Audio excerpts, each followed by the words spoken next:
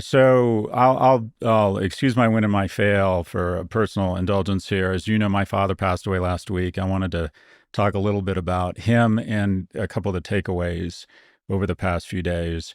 My father was born out of wedlock in 1930 in Sydney to a woman who was a domestic helper, a nanny for the McVicker family, a rich family in Australia. And one of their daughters was childless, which was a crime back then. And they said, we'll adopt your baby. And they gave her some money and she agreed. And then she had the baby, changed her mind, and basically convinced her boyfriend, my grandfather, to meet her at the docks. And they immigrated back to Scotland. My dad was raised in Depression era Scotland. He says his first memory was during the Clydesbank, I think it was called, raid, where the Luftwaffe bombed some docks and some factories. And he felt a real sense of patriotism. He was 15 when the war ended, but he said I love this image, he said when he was 10, him and his buddies in service to their nation, anyone with an accent in their neighborhood, they would follow around and take notes on them and then report them to the authorities. Like if someone had an Italian accent, they assumed they were a spy and they would follow them around. I Hmm. love that story. Anyways, he, at the age of 17, lied about his age, wanted to join the RAF, and he was told he was too tall to be a pilot, so he joined the Navy. And within 48 hours of joining the Navy and saying he could swim well, he was jumping out of a helicopter practicing pilot rescue in a freezing North Atlantic, trying to put a 150-pound dummy back in a basket, sent his money home to his mother Hmm. so he could save to come to America, got home after serving honorably in the Royal Navy for 2 years and found out that his mom had spent all the money on whiskey and cigarettes, which Mm. kind of scarred my father and has always I had a really bet. unhealthy relationship with money. Um, but basically made the best decision I've ever made, and that is he took a huge risk and came to America, where he met my mom, his second wife, and I was born to his second wife, my sister, who's been an enormous source of love and reward for me for a long time, by his third marriage. He really did live kind of the American dream. One of my favorite stories was when he first got to San Diego, he interviewed to be a salesman at a candle manufacturer, and the HR person said, "How long have you been here?" And he said, "2 weeks." And she said, "You got to wait here." And she brought in her boss and said, "We have to hire this guy. He's only been here 2 weeks and he's already learned to speak the language." And Remarkable. my dad, had a pretty nice life. But the reality, Kara, is my father wasn't a very high character person. He had Hmm.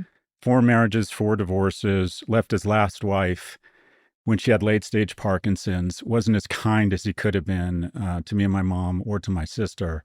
And that created a lot of tumult in my life. And that gets to some of the learnings. The first learning is, having gone through this, first off, a lot of people, I've gotten about 600 or 700 text messages and emails from you and other people who have been very supportive and nice. And I just want to say thank you. It does help. But also just to be grateful. I've been sort of overwhelmed by gratitude, even though maybe it wasn't purposeful.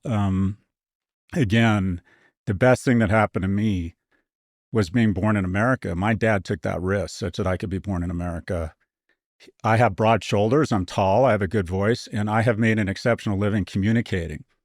And all of those things I inherited from my father. And there's no reason uh, not to be grateful for those things. And that helps a lot, just to Hmm. just to focus on the good stuff.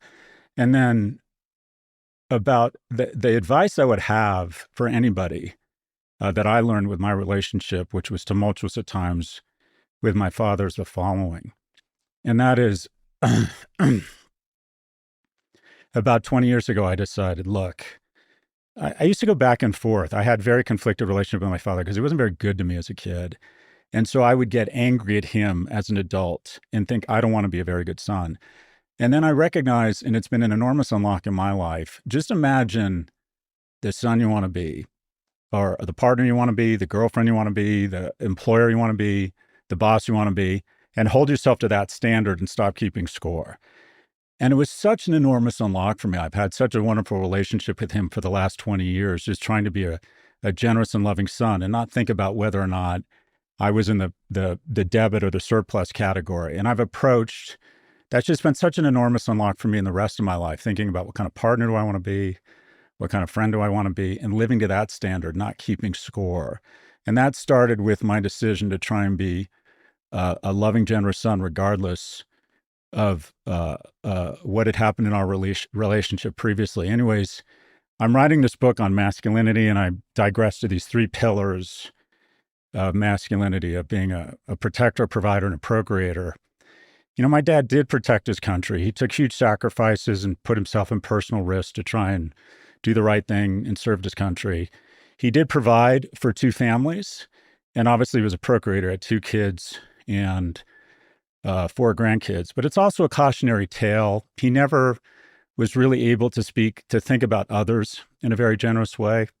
So even when my sister and I were thinking about whether or not we should have a service, we decided not to, because the reality is, the sad truth is, nobody would show up. He didn't have any friends. He didn't really has anybody other than his daughter and his son who care about him. And so it really is a cautionary tale.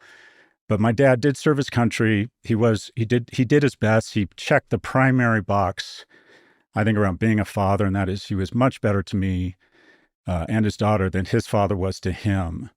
Anyways, 95, lived a very rich life, and his son and his daughter will miss him terribly. No, Scott, I'm so sorry. Almost made it through. It's okay. Scott, this is your best quality. Don't think it's not. Let me just say, the best, I know your sister just a little bit. She's wonderful. But the best thing he did was give us you. Oh, that's nice. Thank you. Anyway, now you got me crying. Scott. There you go. We'll have to go through this with Lucky at some point. There you go. Probably have a party. Four wives, four divorces. When you were in 70s California with a strong jaw and a Glaswegian accent, you could not only think with your dick, you could listen to it. God, yes. he had a nice time. Yeah. And and then his son last week was in Ibiza having Molly. Win-win. Win-win. No, I'm serious, Scott. You are a journey, and I really appreciate that about you. And I think you took a lot of lessons from your dad. You had a tough time. And it sounds like your mom was the real strong 100%. person for you. But you're from where you're from, right? Yeah, and that's what right. makes you the person you are.